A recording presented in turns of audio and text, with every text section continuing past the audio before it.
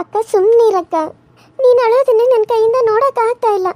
Please ಅಕ್ಕ ಸುಮ್ಮನೆ ಇರಕ್ಕ. ಇನ್ನೂ ಎಷ್ಟು ಅಂತ ಅಳ್ತಿದ್ದಿ, ಯಾಕಕ್ಕ ಇಷ್ಟೊಂದು ಅಳ್ತಾ ಇದೆಯಾ? ಅಕ್ಕ ಪ್ಲೀಸ್ ಅಕ್ಕ ಸುಮ್ಮನೆ ಇರಕ್ಕ. ಏನು ಮಾಡಲಿ ಅಮ್ಮ, ಚಿಕ್ಕಮ್ಮ ನಾನು ಮಾಡ್ತಿರೋ ತಪ್ಪಿಗೆ ನನಗೆ ಏನಿಲ್ಲ ಅಂದರು. ಇವಾಗ ನಾನು ತಪ್ಪೇ ಮಾಡಿಲ್ಲ ಅಂತ ಗೊತ್ತಾದ್ರೂ ಅದೆಲ್ಲ ಕೃಷಿಯವ್ರಿಗೆ ಗೊತ್ತಾದರೆ ನಾನೇನು ಮಾಡಲಿ? ಅಯ್ಯೋ, ನನ್ನ ಹೆಂಡತಿ ಮೇಲೆ ಇಷ್ಟೆಲ್ಲ ಆಪಾದನೆ ಮಾಡತ್ತಾರಂತೇಳಿ ಅವ್ರಿಗೆ ಮನಸ್ಸಿಗೆ ಎಷ್ಟೆಲ್ಲ ನೋವು ಆಗ್ತೈತೆ ಅಂತ ಗೊತ್ತಾ ನಿನಗೆ? ಗೊತ್ತಾ ಅಮ್ಮು ನಿನಗೆ? ಅವ್ರು ನನ್ನ ತುಂಬ ಪ್ರೀತಿ ಮಾಡ್ತಾರೆ ಅಮ್ಮು.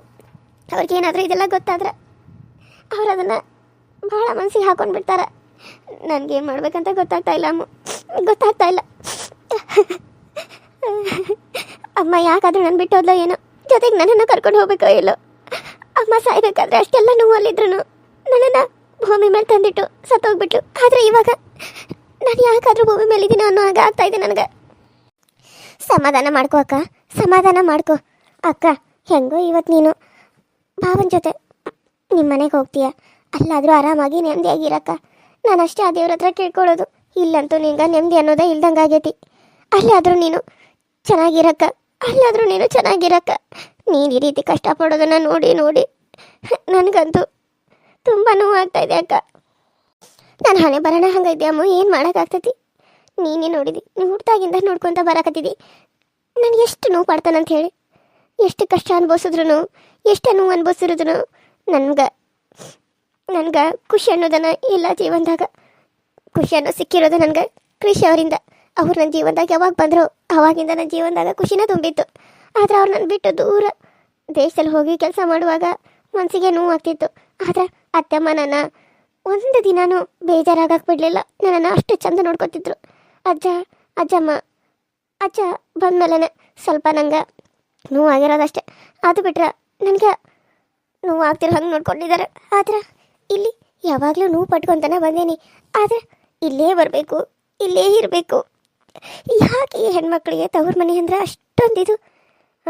ತವ್ರ ಮನೆಗೆ ಬರಬೇಕು, ಅಪ್ಪ ಅಮ್ಮನ ನೋಡಬೇಕು, ಅಣ್ಣ ತಂಗಿ ನೋಡಬೇಕು, ತಮ್ಮ ತಂಗಿ ನೋಡಬೇಕು ಅಂತ ಯಾಕೆ ಅನ್ಸುತ್ತೆ? ಗಂಡನ ಮನೇಲಿ ಎಲ್ಲ ಚೆನ್ನಾಗಿದ್ರೆ ಅಲ್ಲೇ ಇದ್ಬಿಟ್ರೆ ಆಯ್ತಲ್ಲ. ಇಲ್ಲಿಗೆ ಯಾಕೆ ಮನಸ್ಸು ಸೆಳಿತೈತಿ ಅಂತ? ಹುಟ್ಟಿ ಬೆಳೆದಿರೋ ಮನೆ ಇದು. ಜೀವನದಾಗ ಅರ್ಧ ಜೀವನ ಕಳೆದಿರೋಂಥ ಮನೆ, ಇನ್ನು ಅರ್ಧ ಜೀವನ ಕಳಿಬೇಕಾಗಿರೋದು ಆ ಮನೇಲಿ ಇರ್ಬೋದು. ಆದರೆ ಇಷ್ಟು ವರ್ಷ ಕಳೆದು ಬಂದಿರೋಂಥ ಮನೆಯವ್ರನ್ನ ಹೆಂಗೆ ಮರೆಯೋಕ್ಕಾಗ್ತತಿ? ಜೊತೆಗೆ ಹುಟ್ಟಿದವ್ರನ್ನ ಬಿಟ್ಟು ಯಾರ್ದೋ ಮನೆಗೆ ಬಂದು ಅದು ನಮ್ಮ ಮನೆ ಅಂತ ಜೀವನ ಮಾಡಬೇಕು. ಅಲ್ಲಿ ಅವ್ರು ಹೇಗೆ ಹೇಳ್ತಾರೋ ಹಾಗೆ ಕೇಳ್ಕೊಂಡಿರ್ಬೇಕು. ಅವ್ರು ಏನು ಹೇಳ್ತಾರೋ ಅದನ್ನ ಅಡುಗೆ ಮಾಡಿ ತಿಂತಾ ಇರಬೇಕು. ಇಲ್ಲಾದರೆ ನಮ್ಗೆ ಇಷ್ಟ ಬಂದಿದ್ದನ್ನು ನಮ್ಗೆ ಇಷ್ಟ ಬಂದಿದ್ದನ್ನು ಮಾಡ್ತಾ ಇರ್ತೀವಿ ತವ್ರ ಮನೇಲಿ. ಆದರೆ ಗಂಡನ ಮನೇಲಿ ಹಾಗಲ್ಲ, ಎಲ್ಲ ಮಾಡಬೇಕು. ಅಕಸ್ಮಾತ್ ಸಣ್ಣದು ಒಂದು ಏನೇ ತಪ್ಪಾಡಿದ್ರು ಅನಿಸ್ಕೋಬೇಕು, ಬಯಸ್ಕೋಬೇಕು. ಅದೇ ನಮ್ಮ ಮನೇಲಾದರೆ ಏನೇ ಆದರೂ ಪರವಾಗಿಲ್ಲ, ಒಂದು ಮಾತು ಬಯಸ್ರು ನಮಗೆ ತಲೆಯಲ್ಲಿ ಹೋಗಲ್ಲ. ಆದರೆ ಗಂಡನ ಮನೇಲಿ ಏನೇ ಒಂದು ಮಾತಂದ್ರೂ ಸಹಿಸ್ಕೊಳಕ್ಕಾಗಲ್ಲ ಅಮ್ಮ, ಸಹಿಸ್ಕೊಳಕ್ಕಾಗಲ್ಲ. ಕಷ್ಟ ಎಷ್ಟಿರುತ್ತೋ ಅದನ್ನು ಅನುಭವಿಸ್ಕೊತ ಹೋಗಬೇಕು. ಅತ್ತೆ ಮನೆ ನನಗೆ ತವ್ರ ಮನೆ ಸಿಕ್ಕಂಗಾಗೈತಿ. ಆದ್ರೆ ಇಲ್ಲಿ ಬರಬೇಕನ್ನೋ ಆಸೆನೇ ಇಲ್ದಂಗೆ ನೋಡ್ಕೋತಾರೆ ಅತ್ತಿ ನನ್ನ. ಆದರೂ ಮನಸ್ಸಿಗೆ ಒಂದು ಕಡೆ ಇಲ್ಲಿ ಬರಬೇಕು, ಅಪ್ಪನ ನೋಡಬೇಕು, ಚಿಕ್ಕಮ್ಮನ ನೋಡಬೇಕು, ಆ ಮಗುನ ನೋಡಬೇಕು, ನೀನು ನೋಡಬೇಕು ಅಂತ ಅನ್ಸಾಗ ಬರ್ತೀನಿ. ಯಾಕಂದ್ರೆ ನಿಮಗೆಲ್ಲ ನಾನು ಬೇಡವಾಗಿರ್ಬೋದು, ಆದರೆ ನೀವೆಲ್ಲ ನನಗೆ ಬೇಕು, ನೀವೆಲ್ಲ ನನ್ನವರು ಅಂತ ನಾನು ಅಂದ್ಕೊಂಡೀನಿ. ನೀನು ಮಾತ್ರ ನನ್ನ ಅಕ್ಕ ಅಂತ ಒಪ್ಕೊಂಡಿರೋದು. ಅಮ್ಮಗೆ ಯಾವತ್ತು ನನ್ನ ಅಕ್ಕ ಅಂತ ಒಪ್ಕೊಳ್ಳೇ ಇಲ್ಲ. ಯಾಕಮ್ಮ, ನಾನು ಏನು ತಪ್ಪು ಮಾಡೇನಿ? ಅಯ್ಯೋ ಅಕ್ಕ, ಇವಾಗ ನೀನು ನನ್ನ ಮಾತು ಕೇಳ್ತೀಯೋ ಇಲ್ಲೋ, ಇವಾಗ ನಾನು ಹತ್ತು ಬಿಡ್ತೀನಿ ಅಷ್ಟೇ. ನೀನು ಎಷ್ಟು ಕಷ್ಟಪಟ್ಟಿ ಅಂತ ನನಗೆ ಗೊತ್ತೈತಿ. ಈಗ ಗಂಡನ ಮನೆಯಾಗ ಚಂದ ಇದೆಯಲ್ಲ, ನೀನು ಅಲ್ಲೇ ಇರು, ಇಲ್ಲಿಗೆ ಬರಬೇಡ. ನೀನು ನೋಡ್ಬೇಕಂತ ಅನ್ಸಿದಾಗ ನನಗೆ ಹೇಳು, ನಾನು ಅಪ್ಪನ ಕರ್ಕೊಂಡ ನಿಮ್ಮ ಮನೆಗೆ ಬರ್ತೇನೆ. ಅಲ್ಲೇ ನೀನು ನೋಡಿ ಆರಾಮಾಗಿರು, ಸರಿನಾ? ಸುಮ್ಮನೆ ನೀನು ಯಾಕೆ ಇಲ್ಲಿಗೆ ಬಂದು ಇಂಥ ಎಲ್ಲ ಆಪಾದಗಳನ್ನ ನಿನ್ನ ತಲೆ ಮೇಲೆ ಹಾಕೋತಿದ್ದಿ? ಈಗ ಅಷ್ಟೆಲ್ಲ ಅಂದಿರೋದಕ್ಕೆ ನಿನ್ನ ಮನಸ್ಸಿನಾಗ ಎಷ್ಟು ನೋವೈತೆ ಅಂತ ನನಗೆ ಗೊತ್ತು ಅಕ್ಕ. ಯಾಕಂದ್ರೆ ನಿನಗಾದ್ರೂ ನೋವು, ನನಗಾದ್ರೂ ನೋವು. ನೀ ನನ್ನ ಅರ್ಥ ಮಾಡ್ಕೊಂಡಷ್ಟು ಕೃಷಿ ಅವ್ರು ಬಿಟ್ರೆ, ನನ್ನ ಅತ್ತೆಮ್ಮ ಬಿಟ್ರೆ ಬೇರೆ ಯಾರು ಅರ್ಥ ಮಾಡ್ಕೊಂಡಿಲ್ಲ ಅಮ್ಮು. ಅಪ್ಪ ಮಾಡ್ಕೊಂಡಿರ್ಬೋದು, ಆದ್ರೆ ಅಪ್ಪನಕ್ಕಿಂತ ಜಾಸ್ತಿ ನನ್ನ ಅರ್ಥ ಮಾಡ್ಕೊಂಡಿರೋದು ಅತ್ತೆಮ್ಮ.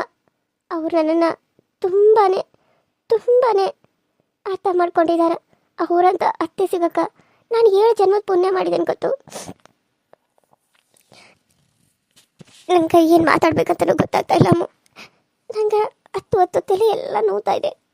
ಹತ್ತು ಕಟ್ಲಿಲ್ಲ ಹಿಡ್ಕೊಂಡಾಗಿದೆ. ರಿಷಿ ಅವ್ರು ಬಂದರೆ ಏನು ಹೇಳಬೇಕು ಅಂತಲೂ ನನಗೆ ಗೊತ್ತಾಗೋದಿಲ್ಲ. ಅವ್ರು ಕೇಳೇ ಕೇಳ್ತಾರೆ, ನನ್ನನ್ನು ನೋಡಿದ್ರೆ ಅವ್ರಿಗೆ ಗೊತ್ತಾಗೇ ಆಗುತ್ತೆ ಏನೋ ಆಗೈತೆ ಅಂತೇಳಿ. ಏನು ಹೇಳಬೇಕು ಅಂತಲೂ ನನಗೆ ಗೊತ್ತಾಗ್ತಾ ಇಲ್ಲ. ನೋಡು, ನೀನು ಅವ್ರ ಮುಂದೆ ಇದೆಲ್ಲ ಹೇಳಬೇಡ, ಸರಿನಾ? ಇಲ್ಲ ಅಕ್ಕ, ಹೇಳಲ್ಲ. ಹೇಳಿ ಭಾವನ ಮನಸ್ಸಿಗೆ ಬೇಜಾರು ಮಾಡೋಕೆ ನನಗಿಷ್ಟ ಇಲ್ಲ. ನಿನ್ನ ನೋಡೋಕ್ಕಾಗಲ್ಲ ನನಗಿವಾಗ. ಇನ್ನು ಪಾಪ ಭಾವ ಎಷ್ಟು ಬೇಜಾರು ಮಾಡ್ಕೋತಾರೆ. ಸುಂದ್ರಿ, ಸುಂದ್ರಿ.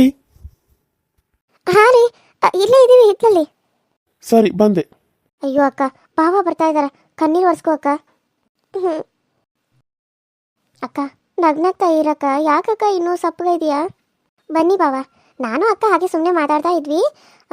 ಮತ್ತೆ ಅಕ್ಕ ಹೋಗ್ತಾಳಲ್ಲ, ಬೇಜಾರಾಗಿತ್ತು. ಅದಕ್ಕೆ ಇಬ್ಬರು ಅದನ್ನೇ ಕಷ್ಟ ಸುಖ ಮಾತಾಡ್ತಾ ಇದ್ವಿ. ಬನ್ನಿ ಭಾವ.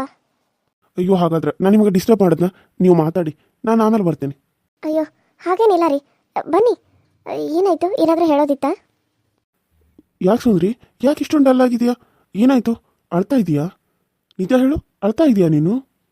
ಅಯ್ಯೋ ಇಲ್ಲ ರೀ, ನಾನೇ ಕಳ್ಳಿ, ನಾನು ಅಳ್ತಾ ಇಲ್ಲ. ನಾನು ಅಮ್ಮು ಕಷ್ಟ ಸುಖ ಮಾತಾಡ್ಕೋತಾ ಇದ್ವಿ ಅಷ್ಟೇ, ಅದು ಬಿಟ್ಟರೆ ಬೇರೆ ಏನಿಲ್ಲ ರೀ. ನೋಡು, ನಾನು ಇವಾಗ ಹೇಳ್ತಾ ಇದ್ದೀನಿ, ನಿನ್ನ ಕಣ್ಣಲ್ಲಿ ಒಂದು ಹನಿ ನೀರು ಬಂದ್ರೂ ನಾನು ಸಹಿಸೋದಿಲ್ಲ. ಇಲ್ಲಿ ಯಾರಾದರೂ ಏನಾದರೂ ನಿನಗೆ ಅಂದು ನೀನು ಏನಾದರೂ ಅಳ್ತಾ ಇದ್ರ, ನಾನು ಮಾತ್ರ ಇನ್ನು ಮುಂದೆ ಯಾವತ್ತೂ ಈ ಮನೆಗೆ ನಿನ್ನ ಕಳಿಸಲ್ಲ. ನೆನ್ಪಿಟ್ಕೋ, ಇದು ಮಾತ್ರ ನನ್ನ ಮೇಲೆ ಆನೆ ಸುಂದ್ರಿ. ಅಯ್ಯೋ ಬಾವಾ, ಹಾಗೆಲ್ಲ ಏನಿಲ್ಲ. ಅಕ್ಕ ನಾನು ಮಾತಾಡ್ತಾ ಇದ್ವಿ. ಅಕ್ಕ ಅಂತಿದ್ಲು, ಅಕ್ಕನ ಥರ ನನಗೆ ತಾಯಿ ಪ್ರೀತಿನ ಯಾರೂ ಕೊಟ್ಟಿಲ್ಲ. ಆದ್ರೆ ಅಕ್ಕ ನನ್ನ ಎಷ್ಟು ಮುದ್ದು ಮಾಡ್ತಾ ಇದ್ಲು. ಇವಾಗ ಅಕ್ಕನ ಬಿಟ್ಟಿರೋಕ ನನಗೆ ತುಂಬ ಬೇಜಾರಾಗ್ತಾ ಇದೆ ಬಾವಾ. ಅದಕ್ಕಾಗಿ ನಾನು ಅಳ್ತಾ ಇದ್ದೆ. ನಾನು ಅಳೋದನ್ನು ನೋಡಿ ಅಕ್ಕನೂ ಅಳ್ತಾ ಇದ್ಲು. ನೀವು ಕರೆದಿರೋದಕ್ಕೆ ನಾನು ಸುಮ್ಮನಾದೆ, ಅಕ್ಕನೂ ಸುಮ್ಮನಾದ್ಲು.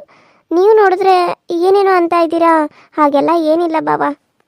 ಅಯ್ಯೋ ಹೌದಾ, ಸರಿ, ಸಾರಿ. ನಾನು ಸುಂದ್ರಿ ಅಳೋದನ್ನು ನನ್ನ ಕೈಯಿಂದ ನೋಡೋಕ್ಕಾಗಲ್ಲ ಅಮ್ಮು. ಇನ್ನು ಮುಂದೆ ಅಳೋದು ಯಾಕೆ? ನೀನು ನಿನ್ನ ಗಂಡನ ಮನೇಲಿ ಚೆನ್ನಾಗಿದೆಯಾ? ಮಹೇಶನು ತುಂಬ ಒಳ್ಳೆಯವರು. ನಾನು ಮಾತಾಡೋದ್ನಲ್ಲ, ಅವರು ತುಂಬಾ ಒಳ್ಳೆ ಕೆಲಸದಲ್ಲೇ ಇದ್ದಾರೆ.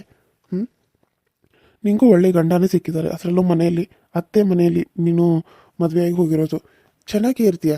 ಕೆಲಸ ನಾವು ಮಾಡ್ಕೊಂಡು ಹೋದಂಗೆ ಇರ್ತತಿ ಅಲ್ವಾ ಅಮ್ಮು? ಹೌದು ಬಾವಾ, ನೀವು ಹೇಳಿದ್ದು ನಿಜಾನ. ನಾವು ಹೇಗೆ ಅಂದ್ಕೊಂಡಲ್ಲಿರ್ತೀವೋ ಹಾಗೆ ಇರೋದು. ನಾವು ಅಂದ್ಕೊಂಡಂಗೆ ಎಲ್ಲ ಆಗೋಕ್ಕಾಗಲ್ಲ. ದೇವ್ರು ಏನು ಬರೆದು ಕಳಿಸಿರ್ತಾನೋ ಅದೇ ಆಗೋದು. ನಿಮ್ಮಿಬ್ಬರ ಇದರಲ್ಲಿ ನೀವು ಅಂದ್ಕೊಂಡಿರೋ ಹಾಗೆ ಆಗ್ತಾ ಇದೆಯಾ ಅಂತ ಅನಿಸುತ್ತೆ ಅಲ್ವಾ? ಅಯ್ಯೋ ಹಾಗೇನಿಲ್ಲ ಅಮ್ಮು. ಏನು ಸುಂದರ, ಇನ್ನೂ ಮಕ ಹಿಂಗೆ ಐತಿ. ನೀನು ನಗ್ತೀಯಾ ಇಲ್ವಾ ಇವಾಗ? ಇಲ್ಲ, ನಾನು ಇಲ್ಲಿಂದ ಹೋಗ್ಬಿಡ್ತೇನೆ ನೋಡಿ ಮತ್ತೆ. ಅಯ್ಯೋ ಸಾರಿ ರೀ, ಅದು ಅದು ಸರಿ, ಇವಾಗ ಓಕೆನಾ? ನನಗೆ ಅಮ್ಮನ ಬಿಟ್ಟು ಹೋಗೋಕೆ ಮನಸ್ಸಾಗೋದಿಲ್ಲ ರೀ. ಪಾಪ ಅಮ್ಮು ಅಳ್ತಾ ಇದ್ಲು ಗೊತ್ತಾ? ಅವಳು ನೋಡಿ ಎಷ್ಟು ಬೇಜಾರಾಯಿತು ನನಗೆ. ಅಮ್ಮು ನಾನು ಎಷ್ಟು ಕ್ಲೋಸ್ ಆಗಿದ್ವಿ ಗೊತ್ತಾ? ಆದರೆ ಇವಾಗ ಅವಳೊಂದು ಮನೇಲಿ, ನಾನೊಂದು ಮನೇಲಿ ಈ ರೀತಿ ಇರುವಂಥ ಪರಿಸ್ಥಿತಿ ಬರ್ತತೆ ಅಲ್ಲ. ಹೆಣ್ಣಾಗಿ ಹುಟ್ಟಿದ್ರೆ ಹಿಂಗೆ, ಅದೇ ಗಂಡ ಆದ್ರೆ ಒಂದೇ ಮನೇಲಿ ಇರ್ತಾರೆ. ಆದ್ರೆ ಹೊಂದ್ಕೊಂಡು ಹೋಗೋಕ್ಕಾಗಲ್ಲ. ಆದರೆ ಹೆಣ್ಮಕ್ಳಾದ್ರೆ ಜಗಳ ಆಡಿದ್ರು ಮಾಡಿದ್ರು ಒಂದೇ ಮನೇಲಿ ಇರಬೇಕಂತ ಬಯಸ್ತಾರೆ. ಆದರೆ ಆ ದೇವರು ಎಲ್ಲರನ್ನೂ ಒಂದೊಂದು ದಿಕ್ಕಿಗೆ, ಒಂದೊಂದು ದಿಕ್ಕಿನಲ್ಲಿ ಒಬ್ಬೊಬ್ಬರನ್ನ ಸೇರಿಸ್ಬಿಡ್ತಾನಲ್ಲ. ಎಂಥ ದೇವರು ಯಾವ್ದಾರ ಆದರೂ ಹಣೆ ಬರೋಣ ಬರೆದ್ಬಿಟ್ಟಾನಲ್ಲ. ಈ ಭೂಮಿಲಿ ಏನೆಲ್ಲ ನಡೆಯೋ ಥರ ಮಾಡಿಬಿಟ್ಟಿದ್ದಾನೆ ಅಲ್ವಾ? ಎಂಥ ಶ್ರೀಮಂತರೇ ಆಗಲಿ ಬಡವರೇ ಆಗಲಿ, ಎಲ್ಲರೂ ಈ ವಿಷಯದಲ್ಲಿ ಅದೇ ಥರ ಇರಲೇಬೇಕು. ಅದು ಅನಿವಾರ್ಯ. ಇನ್ನೊಬ್ಬರ ಮನೆಗೆ ಹೋಗಲೇಬೇಕು ಅಲ್ವಾ? ಹೌದು ಸುಂದರಿ, ನೀ ಹೇಳೋದು ನಿಜ. ನಾನು ಯಾಕೆ ದೇವ್ರು ಹಂಗೆ ಮಾಡಿದ್ನೋ ಏನೋ.